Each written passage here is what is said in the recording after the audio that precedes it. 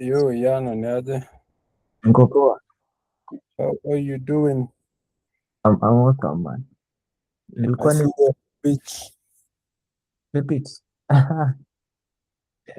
Man, sometimes after every Uh, una nini, una dream of better day. nice.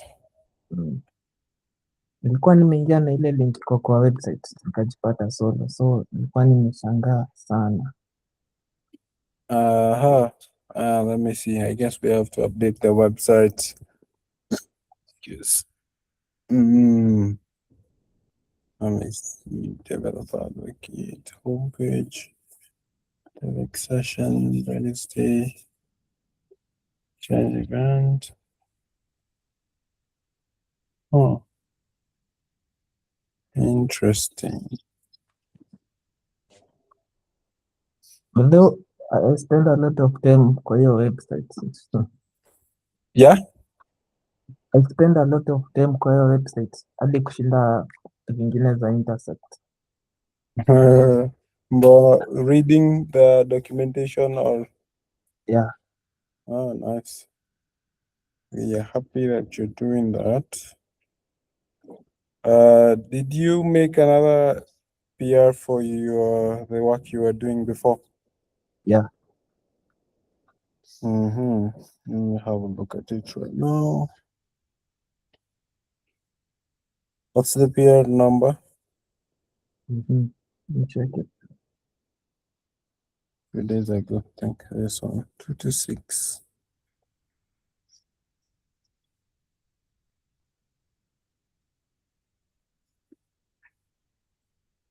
Okay.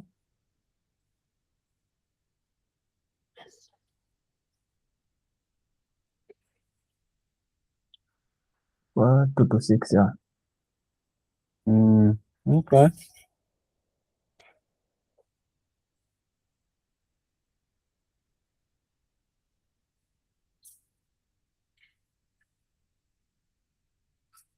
Yeah, I think this is better than the other one. This is way better. Okay. Join Intersect. So this join Intersect takes you to the Intersect website. Yeah. Yeah. Okay. Nice. I think this is good. This is good. Uh,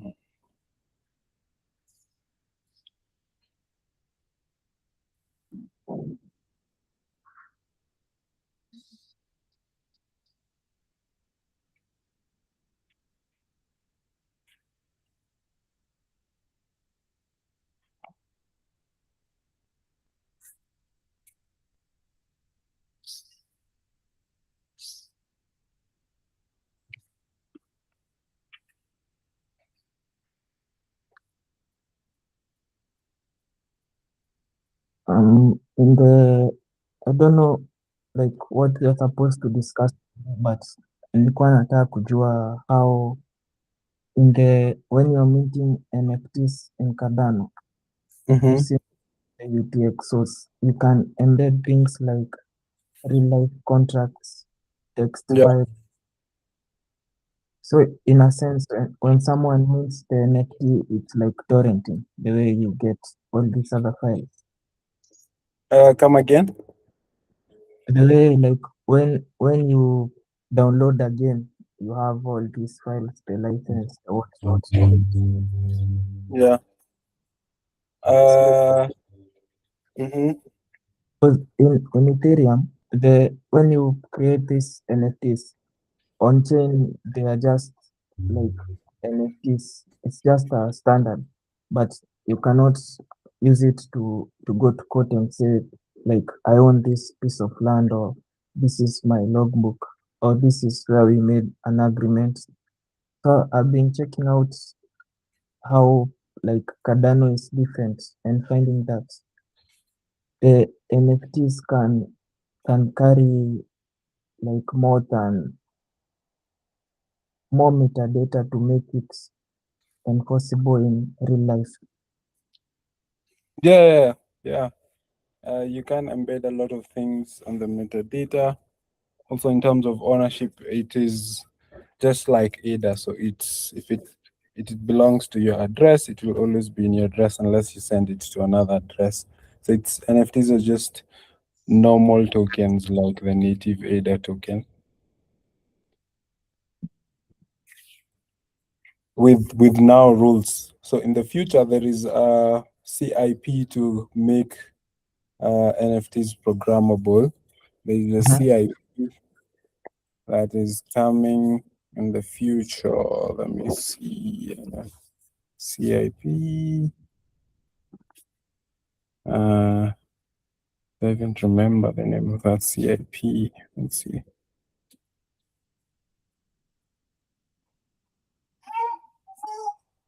Programmable tokens. Let's search that.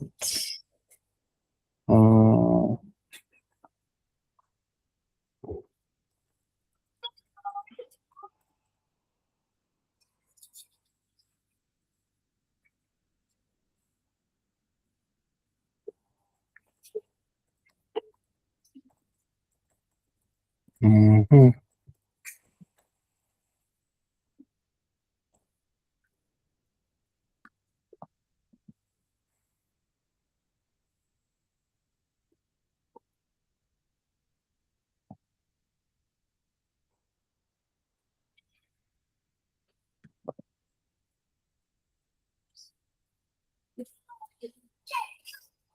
Okay, so I guess it's CIP 20.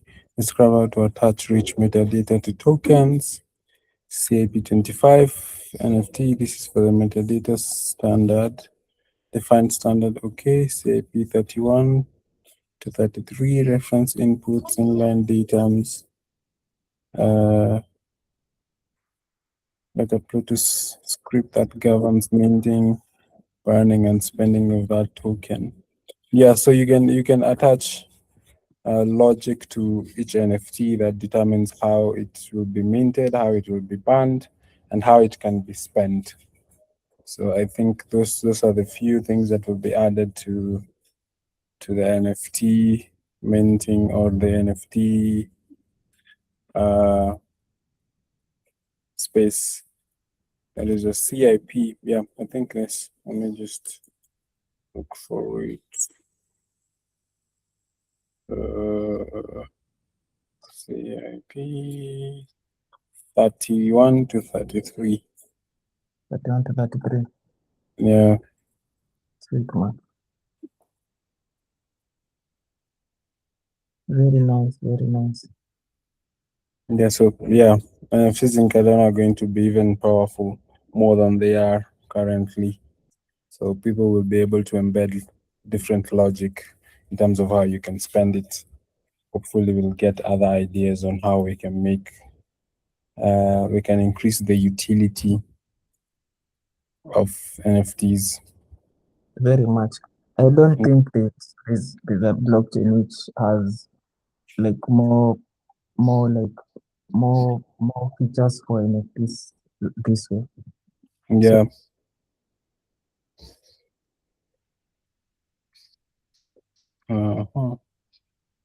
Let me see if I can find. There's a guy called Phil. He talked about this CIP a lot. Let me see if I can find some of his tweets. Maybe I can find some of his tweets.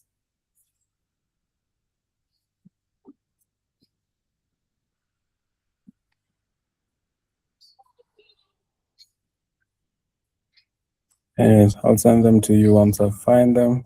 But yeah, a lot is going to change in the future, which is a good thing to look forward to. How's your project going so far? I deployed the landing page. That the yeah, the latest Uber release. protocol. I think I've seen it somewhere. Is that the one? The one with the bud. Yeah. It's got buds on the. Let me share it. Okay. So like right now, I'm going to I had built it over like since around October, November there. So like right now I'm more refining the DApp and writing the smart contracts for Cardano. So the next step I see being deploying the smart contracts to testnet and making it sort of coherent, because this is just a landing page and the buttons do not work. So Okay. that's where I am. So between like today and July July 12th, I hope that I will even get some paying users, because that's like the goal in the piece of pie is to build something and get some users. So yeah, I've built it already, but I had users, but they were not paying users, and I consider it commercial failure. So this hopefully will be the saving grace. Okay, nice. Yeah. Also something I've noticed in the like in our DevX page. Mm-hmm. Mm,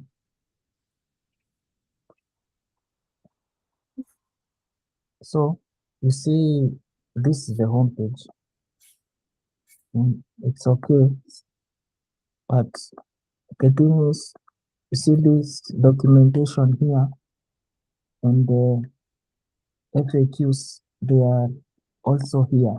So there's sort of duplication of features in the navbar. So when you come here, you get them here, and documentation is somewhere. Yeah, getting started. Yeah, this is the documentation.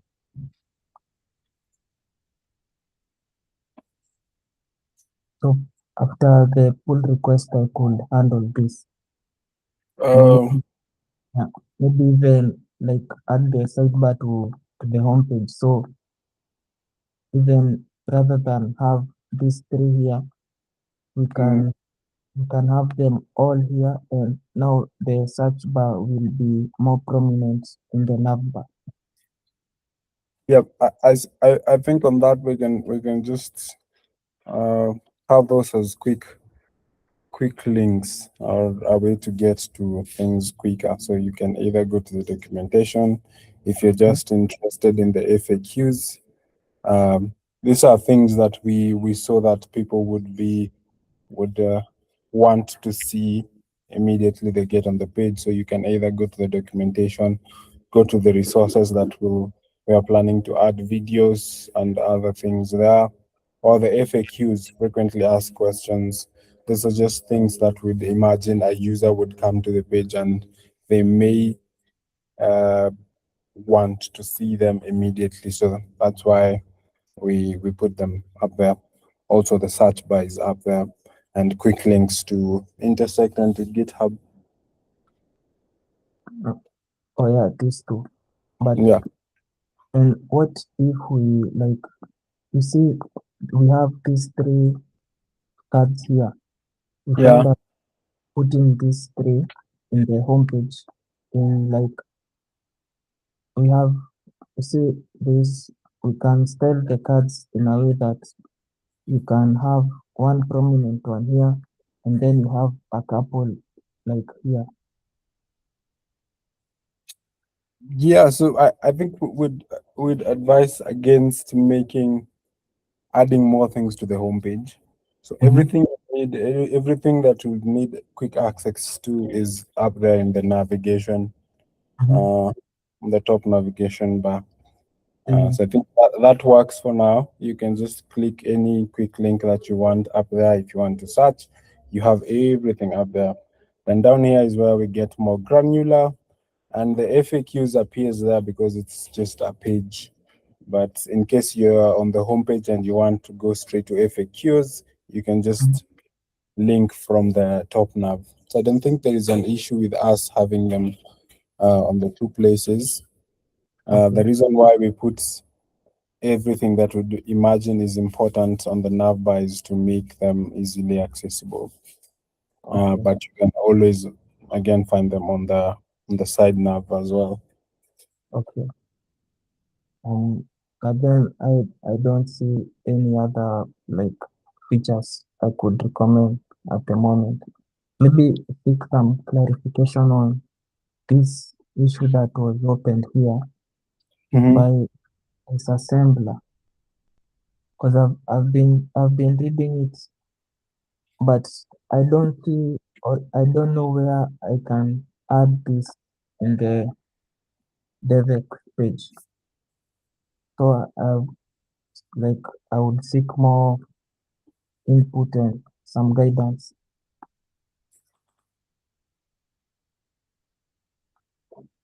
It's about the co-contributor pathway, and it's also related to like a project I've been working on, but Mhm.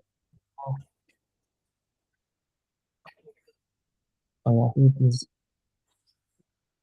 in a moment. Okay. No, I haven't seen this issue actually. Oh, yeah, close. It's a big issue. We had that like a lot. Yeah, the Yeah, governance contribution path. because Mm.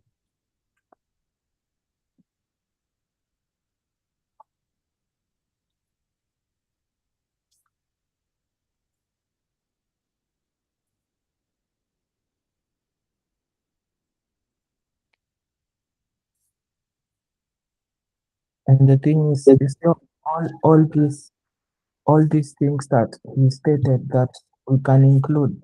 It's not like we are going to start from scratch. We have the resources in YouTube, and some of Yeah, them even are in the page, our DevX page. So yeah. it's A lot of this has already been tackled. We mm, just need a way to put them in one place where it would seem comprehensible. mm, A lot of this has already been done in parts, both and the DevX repository and in other places. I guess the main work will just to put them in a centralized place. But we have discussed on how you can make your first PR and mm, intersect things like those. We have already talked about those in working group sessions. We have documented some of the ways you can start. We have hosted sessions showing people how to create PR, how to go about an issue, and all that. So I guess we just need to put them in a way that's centralized, I guess, and mm, somewhere central and have links for all of those. But I see a lot of other things we can do. mhm, Uh, a lot of other things we can do. Also, mhm. when we talk about contributing, it's not limited to working on the website itself alone. Okay.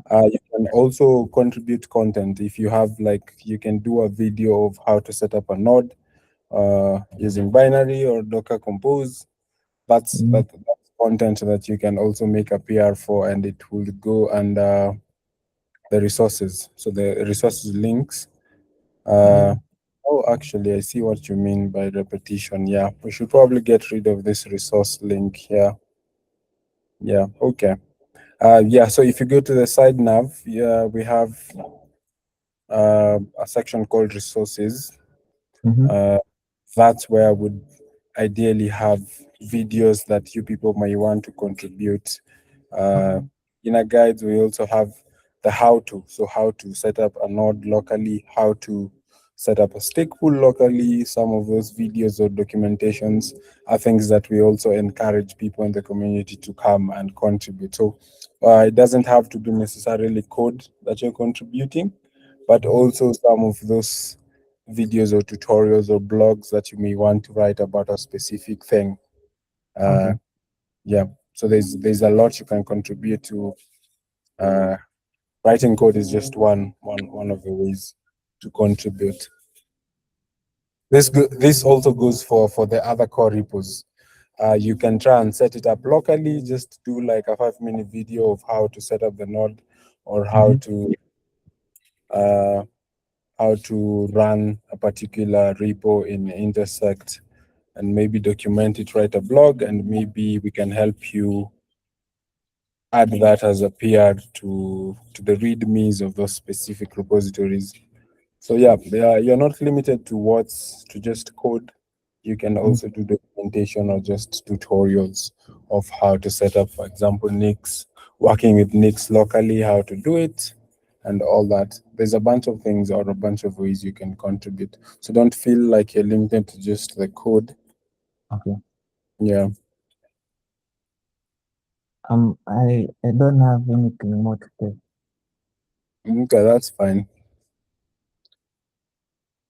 Yeah, so just like I've mentioned, we are trying to get more people this quarter or for the next 2 months, and hopefully it will be carried on in the next developer advocates cohort. But we're trying to contribute more to the documentation of the core repos.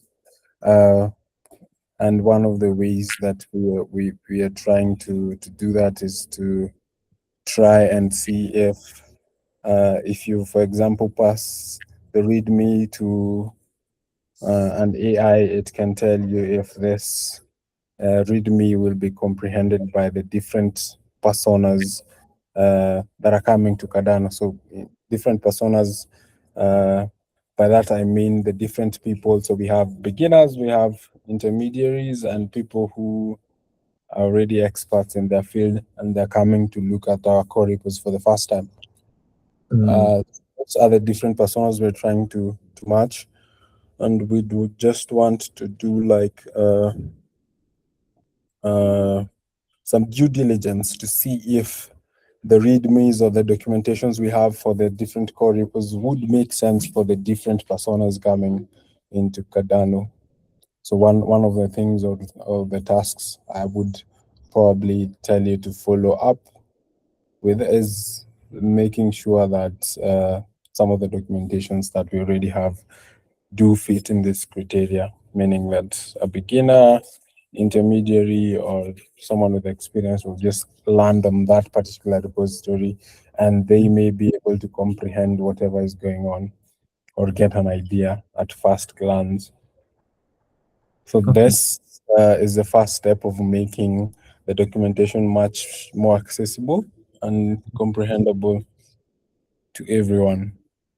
So, of course, we can have further discussions on how we can go about this, the different repos, or how we can actually plan this out. I'm looking for other people, so we can have like a team of 5 at least, and see what we can do in the next coming months. Yeah, hopefully we can get traction and help you guys build your skill level to maintainership in the coming days. So that's the whole idea about the developer advocates. We're trying to get more people into the core repos so that they can build their careers to now become core maintainers in the future. So we can have people coming from the communities working their way up to be core maintainers. Okay, count me in. Okay, nice. So yeah, you can reach out to me. We can plan that on the side. Maybe I'll start a group or something. We can discuss on how we can tackle. I think there are about 10 repositories that we can start with, the core repositories, and after that we can now go to other things or see other repositories that are under Intersect that would be beneficial for us to just make sure that the README and the documentation that is there is, of course, up to par with the requirements we have. Okay.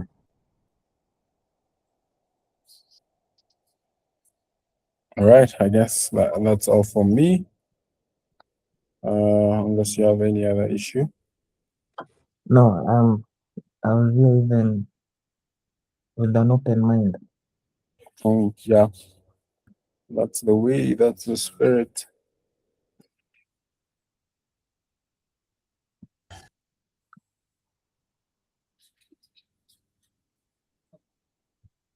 There, I've just started writing weekend, so I probably help a lot because Mm-hmm. like my first time, and one of the things I like about the language is it's even easier than Python. Yeah, it's super simple. That's why it's super popular. It's easy to get started with. There's not so much to the learning curve is a bit smoother, not too steep. Yeah,